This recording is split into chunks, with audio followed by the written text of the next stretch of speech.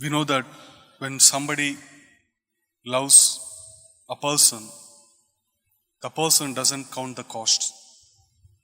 When we love a person, we don't keep note of all the favors we are doing for that person. And we see that love, especially the love between parents and children. Parents spend a lot of money. Parents spend their lives for the children. But I don't think there is any parent who keeps note of all the things that they are spending for the children. Parents don't count. They want to give everything of themselves to the children. Their money, their life, and they live for the children. And that is a true love.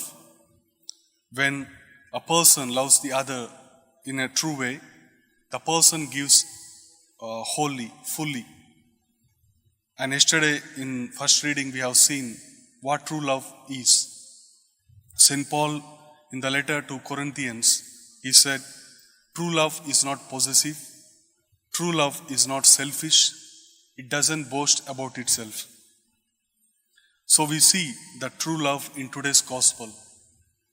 We see a woman entering Pharisee's house, coming closer to Jesus and wiping Jesus' feet with her tears.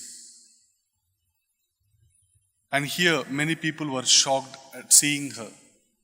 And in another version we see that Judas grumbling about the woman spending a costly ointment to wipe the feet of Jesus.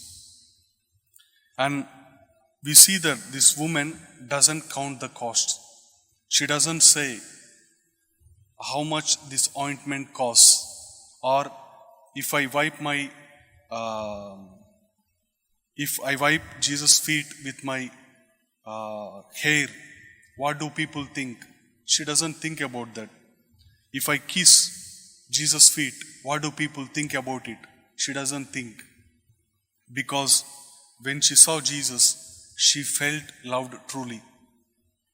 I think when somebody feels loved and the person doesn't think what the others think. For example, we see that when two persons are in love, they forget about the world around them. When there are two people who love, for one person, only the other person exists. So that is a true love. They don't think about what the other people think around. The same thing is happening here. Here the woman really felt loved by Jesus. The other people who used to come to her used her as an object. But here we see Jesus who is treating that woman as a person. Jesus did not see that woman as an object, a thing to be used. Jesus saw her as a person to be loved. I think that love changed the heart of the woman.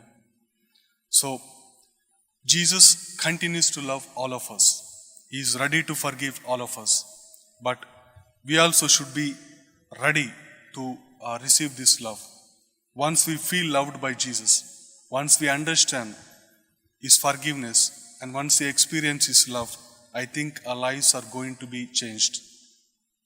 We are going to love Jesus, our family members, and our people in a true sense.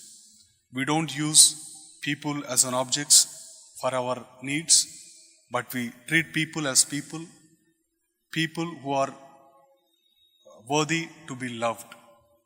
So from today's gospel, we learn the heart which loves, the heart of Jesus which loves without judging the people, and we see the heart of the woman who felt loved and who gives the precious thing to Jesus.